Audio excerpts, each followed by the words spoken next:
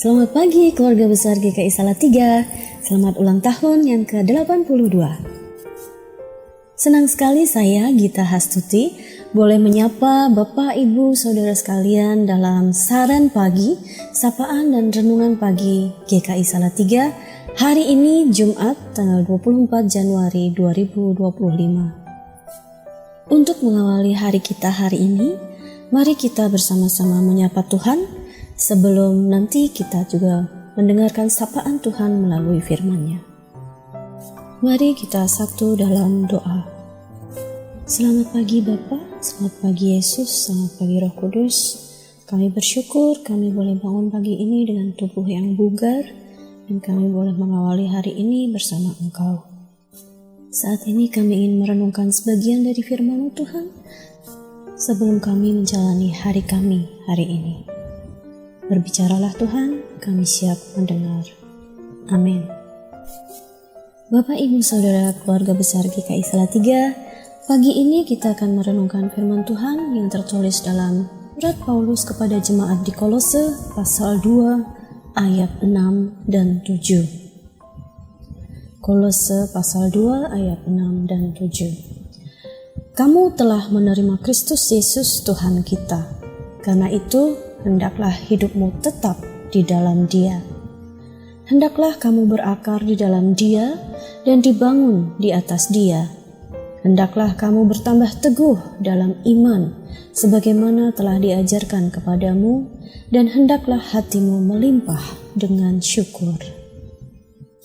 Demikian sepenggal isi surat Rasul Paulus kepada jemaat di Kolose yang akan kita renungkan bersama di bawah tema komunitas akar.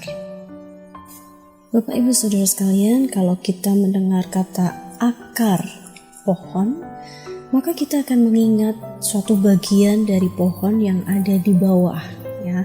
Satu bagian dari pohon yang masuk ke dalam tanah untuk mencari nutrisi atau asupan makanan dan air atau minuman supaya pohon ini bisa bertahan hidup.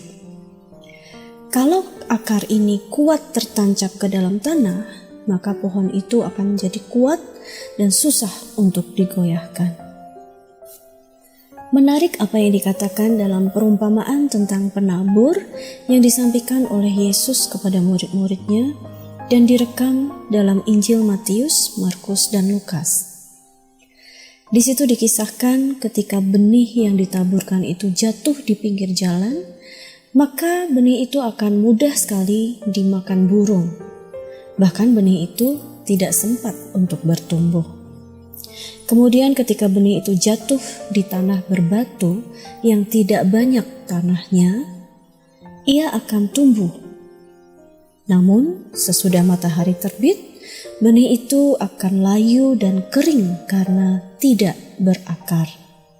Tanah di situ terlalu tipis sehingga tidak banyak nutrisi yang bisa diserap untuk membantu pertumbuhannya menjadi kuat dan kokoh. Sementara ketika benih itu jatuh di tengah semak berduri, benih itu akan sempat tumbuh, tapi kemudian terhimpit oleh pertumbuhan dari semak-semak duri di sekitarnya, sehingga ia tidak menghasilkan buah atau bahkan kemudian ia mati. Hanya benih yang jatuh di tanah yang baik sajalah yang akhirnya bertumbuh dengan baik, subur, dan berbuah lebat. Bisa disimpulkan bahwa tanah yang baik itu kaya nutrisi, sehingga mampu membantu benih itu bertumbuh menjadi pohon yang kuat, kokoh, dan akhirnya berbuah lebat. Pohon itu tumbuh bukan hanya untuk dirinya sendiri, melainkan juga bagi banyak makhluk hidup lain di sekitarnya. Dalam bacaan kita hari ini, Kolose 2 ayat 6 dan 7, Rasul Paulus mengingatkan supaya kita berakar di dalam Yesus Kristus dan dibangun di atasnya, sehingga kita bertambah teguh dalam iman yang diajarkan kepada kita, dan hati kita senantiasa melimpah dengan syukur.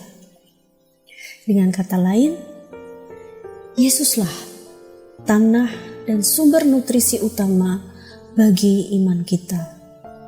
Ketika kita berakar di dalam Dia, maka kita akan bertumbuh kuat, kokoh, teguh, tidak mudah digoyahkan oleh godaan-godaan atau kekhawatiran duniawi, dan kita akan berbuah lebat sebagai ungkapan syukur kita. Bapak, Ibu, Saudara keluarga besar GKI Salatiga, di usianya yang ke-82 tahun ini, GKI Salatiga mengajak setiap kita sebagai gereja Tuhan untuk bertumbuh menjadi komunitas akar. Komunitas yang adaptif, kolaboratif, antar generasi, dan relevan. Kita perlu menyadari bahwa buah yang manis ini akan terwujud hanya jika setiap kita pun berakar di dalam Kristus. Mari kita bersatu kembali di dalam doa.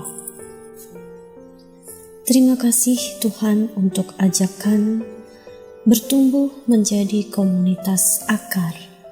Komunitas yang adaptif, kolaboratif, antar generasi, dan relevan.